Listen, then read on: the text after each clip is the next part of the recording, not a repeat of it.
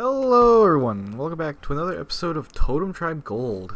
In the last episode, we did Blueberry Island, completed Frozen Vale, and suffered through it, and then we went back to a couple islands to clean up a few things that we couldn't do before. In this episode, we're going to go to the Lonely Iceberg. This is an interlude that was actually in the original game. Northern Sanctuary. The map has shown us to the path to this isolated residence of a sage who dedicated his whole life to studying the laws of nature itself. It should be exciting and fascinating. Hopefully the harsh conditions of the frozen wilderness did not harden his temper too much, and he will find some time to help us. I only have some followers with me to rely on in case of a confrontation. The icy slopes of the iceberg are practically unfit for building.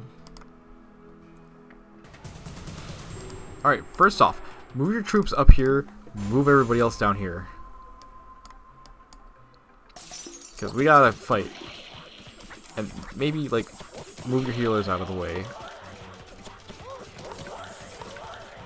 It doesn't necessarily matter how many guys you lose, as long as you win this fight, that's all that matters.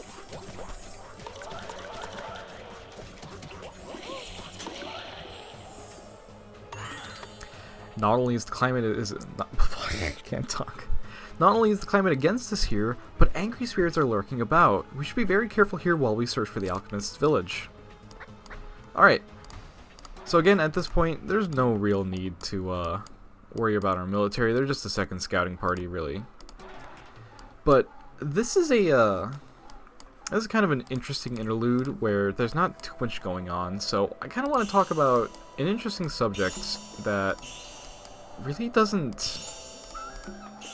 that really won't come up about the game anymore, because like it's been removed at this point.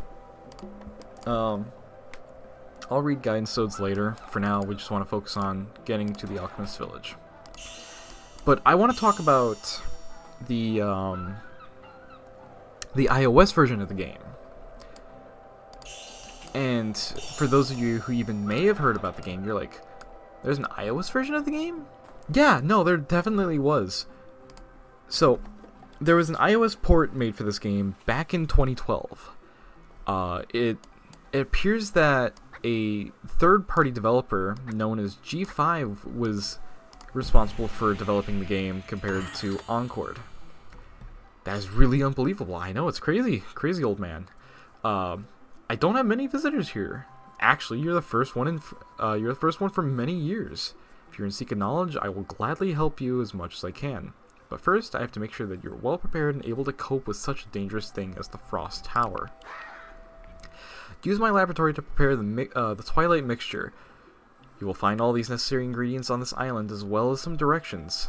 Good luck and return with the mixture.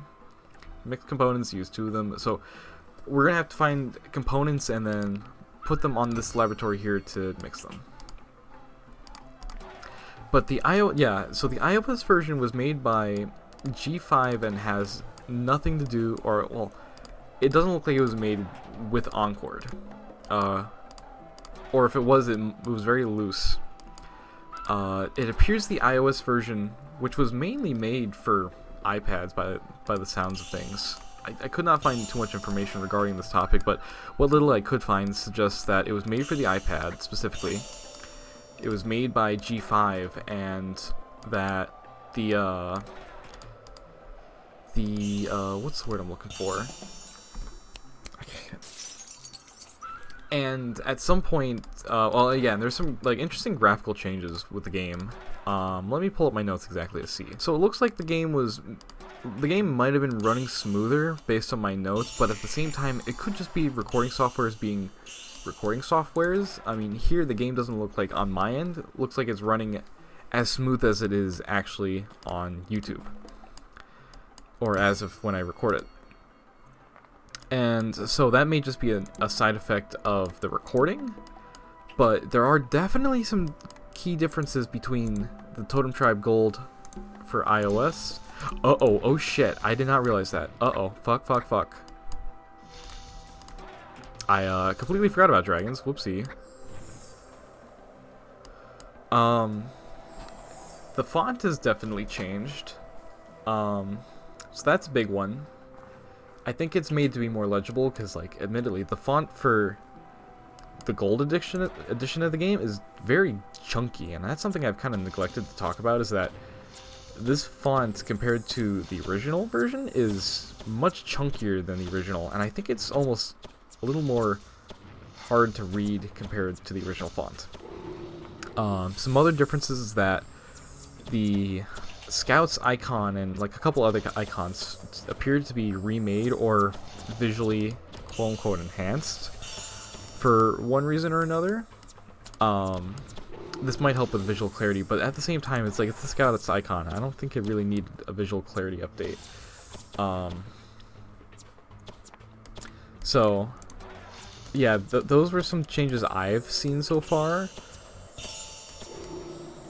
Interestingly enough, too, is the iOS version of Totem Tribe Gold is no longer on the store. I don't know when it went down, and I could not find any information on it other than on G5's website, where they say it has been removed from the App Store. No reason has been given as far as I am aware, and I don't think we'll ever really know why unless there's already been an internal reason stated as to why.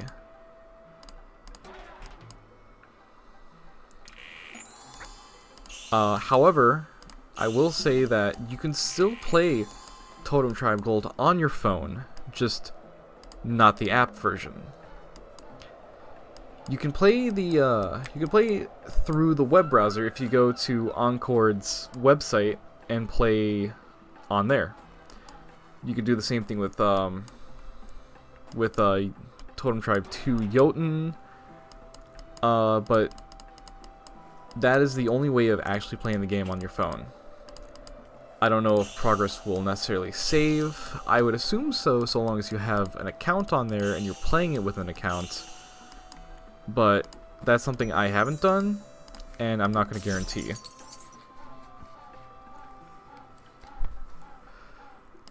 I think there may be also some other changes based on what I've seen from Sunset Orange season. It looks like he's playing a type of version that might be the mobile version on the PC. So if that's the case, it shows indicators of how many of an item you need to collect on the right side here, which is a nice quality of life change. I'll most definitely say that. But again, I can't say for certain, but it's definitely an interesting piece of media that is frankly lost. Oh shit.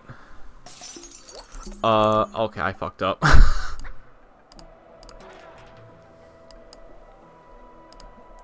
Keep running. They're not gonna... Okay.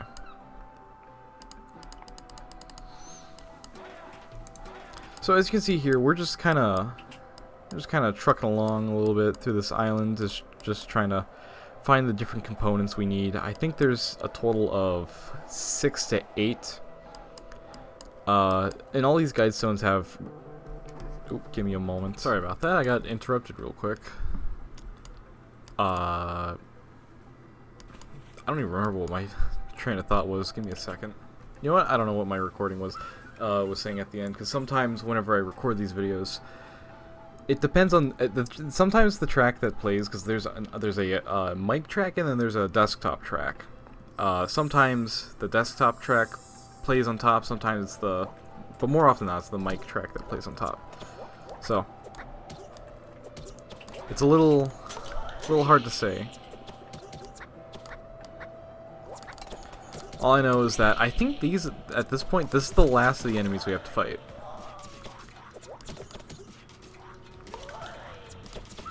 If there's one more, I'm gonna be a little concerned.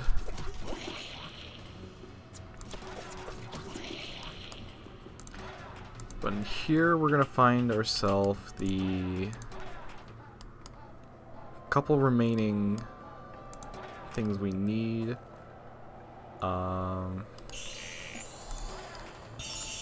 Like this, I think that's gunpowder.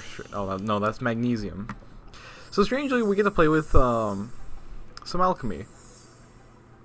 I don't know what the pink is actually, because it's not showing me a name. And we're also still missing a piece. Let's see here. What the hell is happening to this lad? Oh, I can't even move him. He's just stuck. That guy is just stuck. Oh, right there. There we go.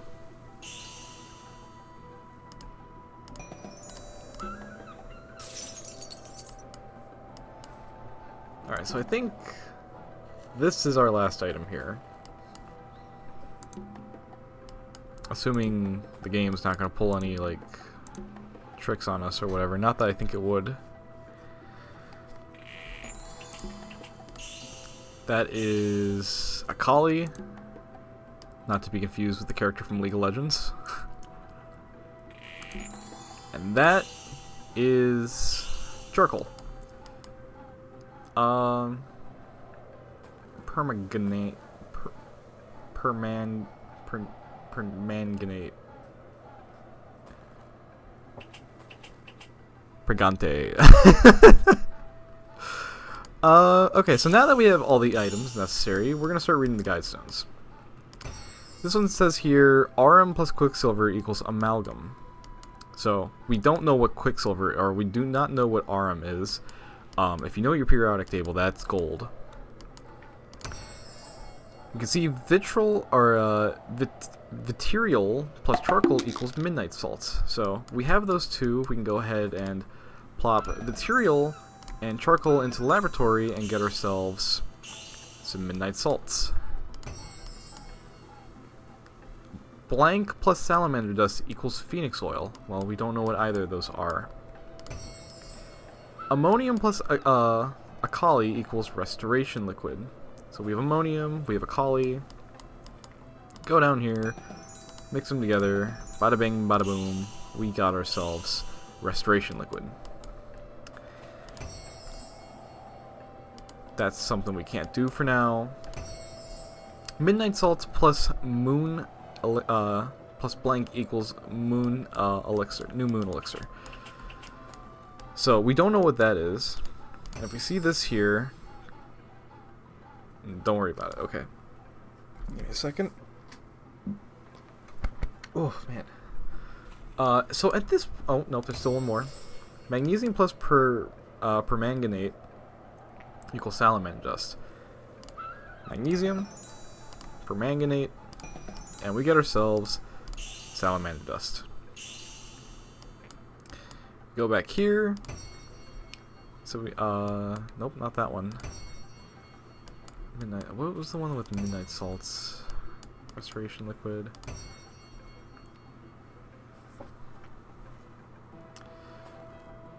So we see, I think at this point we just kind of like mix stuff around. And so if you do something in here and it doesn't mix, the items just get thrown back in your inventory. There is no consequence. So you can literally just kind of mind-numbingly just mix shit together and just hope for the best.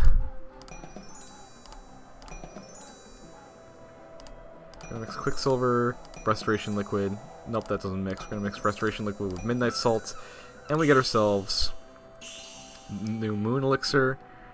I believe if we mix New Moon Elixir and Salamander Dust, I bet you this is gonna be wrong. Yep, we gotta mix that and Salamander Dust. I am clearly forgetting something.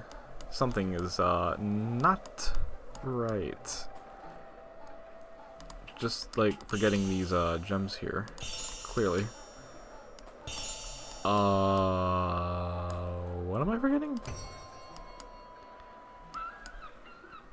New Moon Elixir.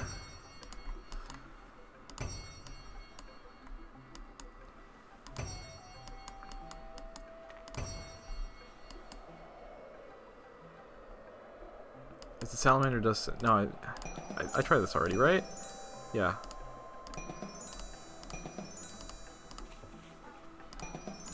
Yeah. I think I forgot something somehow. I'm gonna be right back. Alright, so it turns out I missed a chest over here.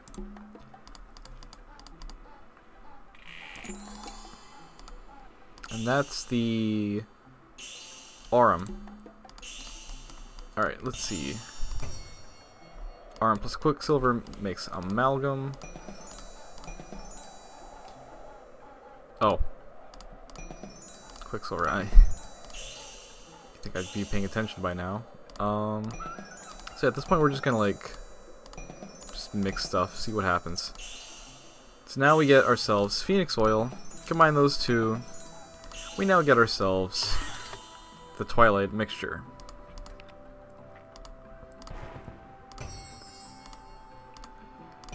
Show it to him. Congratulations, Aruku. You've proven yourself skilled enough, and the secret of Frost are available to you now. Frost Towers are extremely powerful, and I hope they'll help you in your quest. Alright, so that's that island. There is actually some minor differences, but we'll get to it later on. Just note that there is a sphere of clarity on that island that is no longer there, and that the island in the center has things that are different. But with that, I think we have enough time to take on the island of the Yeti. It should be quick enough. With 5 totems in my hand, the Tier of Heaven grants me so much power and knowledge that I can clearly see things beyond my sight. I can clearly see where the last totem is. A big hairy creature that lives on this island carries it. I can sense it wandering the island and searching for food and scaring everyone. We must land on this island and hunt this beast down. Here's an ad for the second game.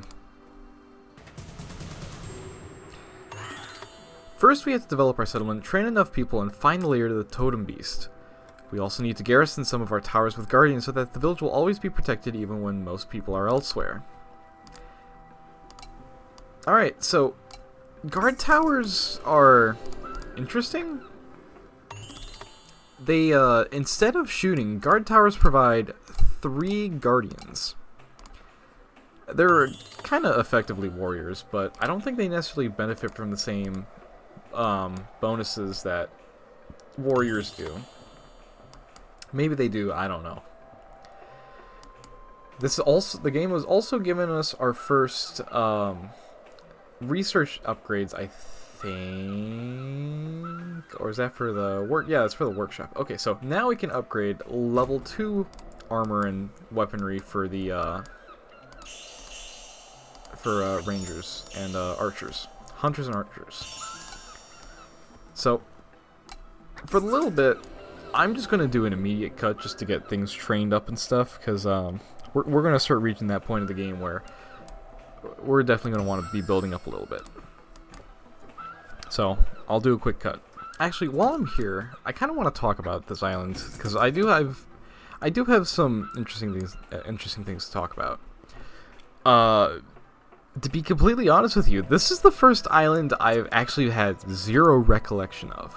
Like, I straight up do not remember this island at all. And this island is in the original version, and I don't think it's been changed really at all. I just don't really remember it. So it was a breath of fresh air to play through this island again. And there is a very, very minor change with this island. But we'll get to it in time. But, like, you know, this island is nice and refreshing for me, only because, like, I just do not remember it at all. Which, I don't know if that says anything about me and how I wanna, and how, like, I enjoy my games. You know, like, new stuff is always refreshing and enjoyable versus, like, remembering a game for what it is.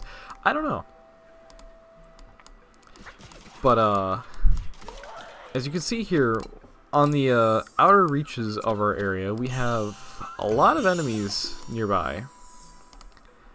So we want to be very careful with our expansion, because unless we put up some towers, we're going to be put at risk for a number of different fronts for enemies to attack us. So I'm going to try and build some fire towers. We're gonna play with fire towers around to see how they operate. Because to be honest with you, I really don't know. I really don't think they're gonna be all that good. We're gonna place tower, like, maybe not right there just yet. I think I want to get some troops first.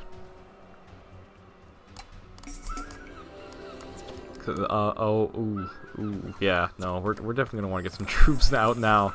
I didn't realize I accidentally killed all my warriors. Shit. Thankfully, my healers could probably just keep these guardians up for a little while. Guardian towers, I didn't go into too much elaboration with them.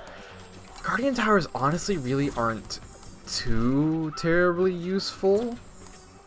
I mean, they're nice in the fact that the warriors actually kind of prevent the enemies from targeting buildings first, which is really nice.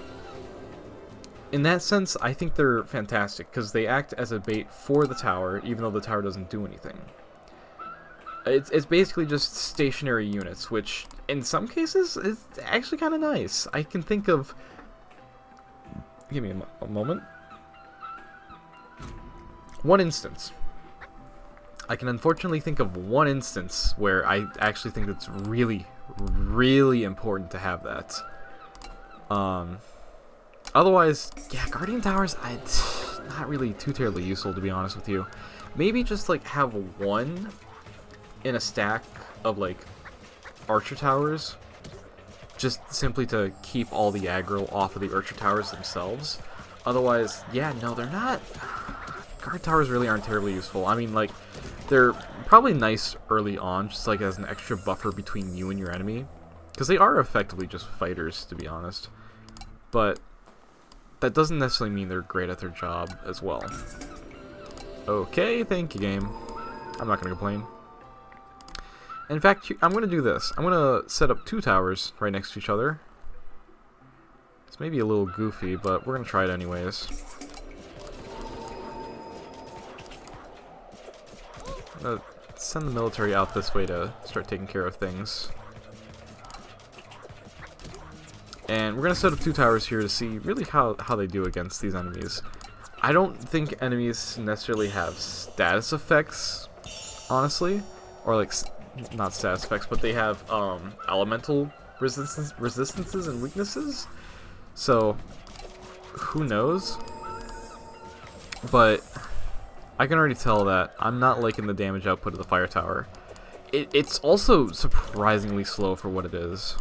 That's the other thing too. And that guy's on something.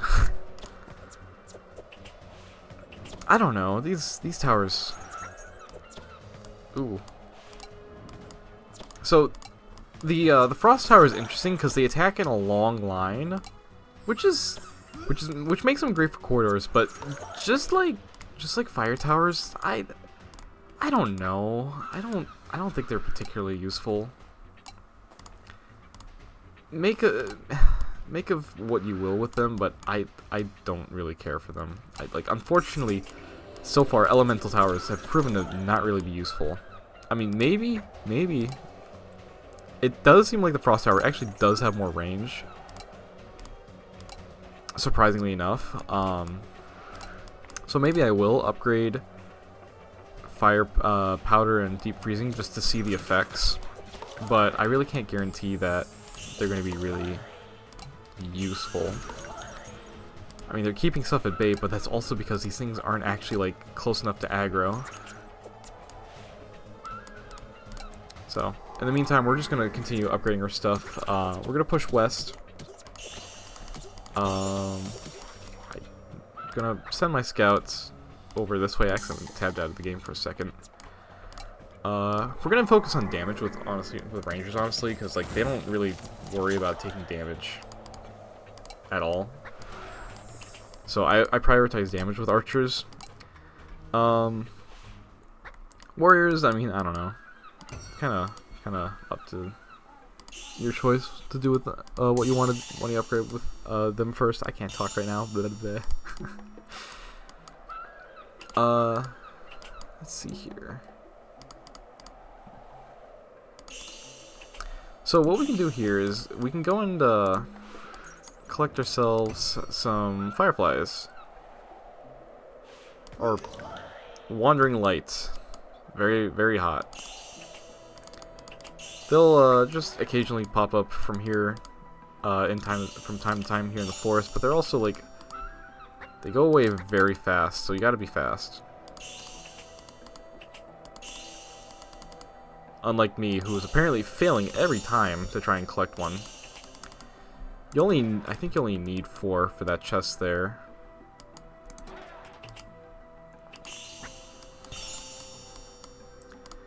But, let's see. Yep, do that. We have an idle, I forgot to mention this, we have an idle 12 pieces of amber. I'm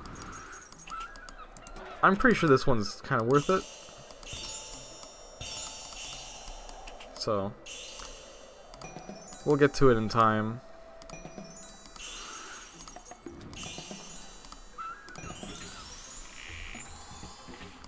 So here we get the Bracelet of Hawk.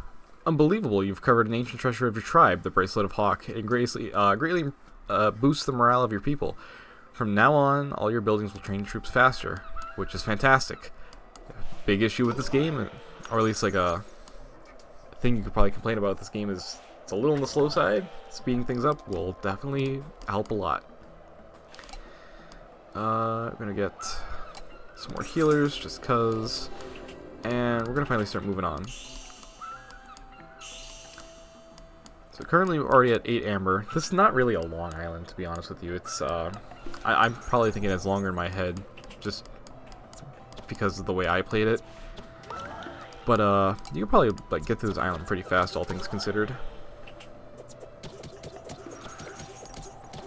So we just got to take out this layer. It's a slime layer, but they're water spirits, and yet they look like ice. I don't know. Their death noises are really nice. I'll say that. In fact, I'll say this: like a lot of the sound effects in this game are really, really satisfying. Like I think this game has a surprisingly good sound design for what it is. Just a lot of things about it that are just really nice. So unfortunately, we're gonna have to build some fire towers, which will take some time because we got to get through at least 3 things of fucking ice blocks. Jesus Christ, why? This is just a time waster. So I'll make a cut here to when we're done with these ice blocks, and we'll actually get to fight the Yetis soon. Oh my goodness, and the time it takes to break 3 ice blocks. I've already built in the barracks, hunter camp, researched all my military technology, and only just now broken through. Wonderful. Well, at this point we've now hit Yeti territory. It's a interesting statement, depending on what you want to believe here in the United States. But Yetis actually are kind of I think they are kind of a bit of a strong enemy, as you can see here. Traps do a wonderful job of taking care of them, but they can be spooky. So, having a lot of hunters, surprisingly enough, is really good, especially with a limited amount of space, thanks to these, like, ice cracks or whatever. So hunters are definitely the way to go. But having a lot of hunters, witch doctors, and a good front line of fighters definitely helps a lot. Just gotta get our scouts around here so that way we can scout more of the area, get some extra gems. Maybe last couple embers for the Idol of War. And Yetis are interesting because like they're the closest thing we've seen to like a properly civilized, quote-unquote, enemy faction. And admittedly, that's kind of a loose statement, but the only reason why I consider them like quote-unquote arguably civilized is because like they have things that clearly like resembling houses, but you can make that argument for like other factions too with their layers, but I consider that more of just like a place where they just happen to live. But the igloos are like properly constructed. And then, as you'll see here in a moment, there's actually like one other thing that kind of makes them appear more as civilized than other enemies we've come across thus far. Oh, jeez. Okay, so this is Battle Fury. This is the spell we've gotten from the Idol of War. The spell fills your troops with a thirst for action. For a short period of time, those under the power of the spell will move more quickly and hit twice as hard. This is a really good spell to have. And They give it to you on this island for a very good reason. Because coming up, we're going to have quite the epic fight. But we're still going to save it here momentarily. Because even though there's a lot of Yetis and a lot of layers, there's still something that is will still have a better use case for the Battle Fury.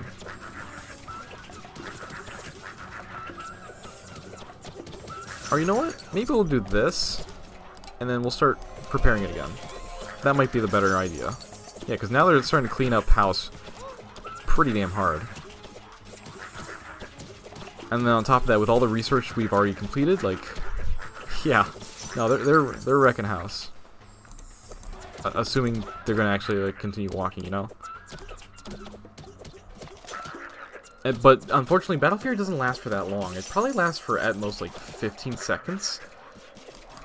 So you better make sure you get like a good use out of it, like I did there. And it does prep pretty fast, so you'll be able to use it again soon.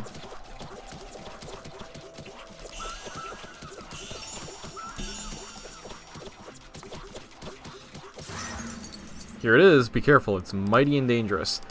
This is the giant Yeti. I actually was not... I was expecting a different type of Yeti, I'm gonna be honest with you.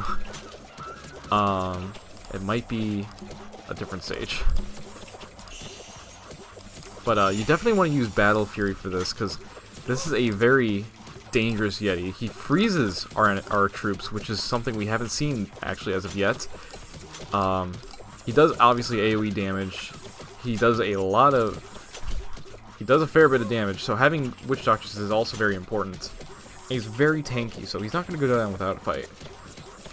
This is effectively a boss fight. I'm treating it as a boss fight. This is our boss fight. But I guess it must be another island that I'm thinking of. That's why I think Yetis are a bit more civilized, so we'll talk about that at another time.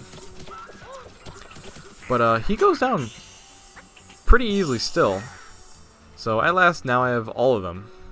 6 totems fuel the tier of heaven, and I can see the future bright and clear. I sense how I can return peace back to this planet, and we must hurry to the cradle of the north. Except, not yet. We have this map here.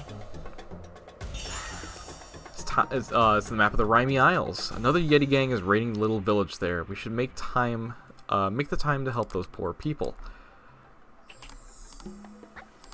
You know, after what you just said, yeah, no, that don't sound right. And also, how the hell do you know that people are getting attacked there? It's a map. It's not like it's a cry for help. Unless it was. I mean, the game never explicitly explains that. But, I don't know if you saw, but on this sign here it says Secret Passage. So you can go through this little mountain pass here. And inside, you'll find a marketplace. Greetings to you, brave adventurers. My fellows and I are traveling traders with strong inclination for the study of coin and metals. He's interested in numismatics. That's the name of the study of coins. Prove yourself as a dedicated coin collector and we'll gladly offer our top quality goods. Alright, so unfortunately, we don't have all our coins yet. And if this was in the original version, we'd actually get the last coin on this island. It would be probably somewhere around here in a chest. However, they decided to change that in this version as a way of adding more levels. So, when we go back to the menu, we'll see that the Rimy Isles are there. I'm just going to be upfront about it. That is where we're getting our last coin from. Just a quickly brief thing about this. If you remember in the last episode when we went to Frozen Fail, you saw that the chest that had the 30 white shells had a coin in it. I got completely screwed out of getting this building because I was missing a shell somewhere. So I never got access to this building, and it provides some really damn good upgrades too. I won't go into them now, but they're actually really nice. It's a shame too, because like it's just one thing that prevented me from getting that which prevented me from getting really good upgrades. So it has a trickling effect, you know. It was really upsetting. But finally, in this Let's Play, I'll be able to amend that. So, with that, I'd like to thank you guys so much for watching today's episode of Totem Tribe. The next episode, we're gonna go to the Rhymy Isles, and then possibly even the Cradle of the North. But with that, I'd like to bid you guys farewell. Bye-bye.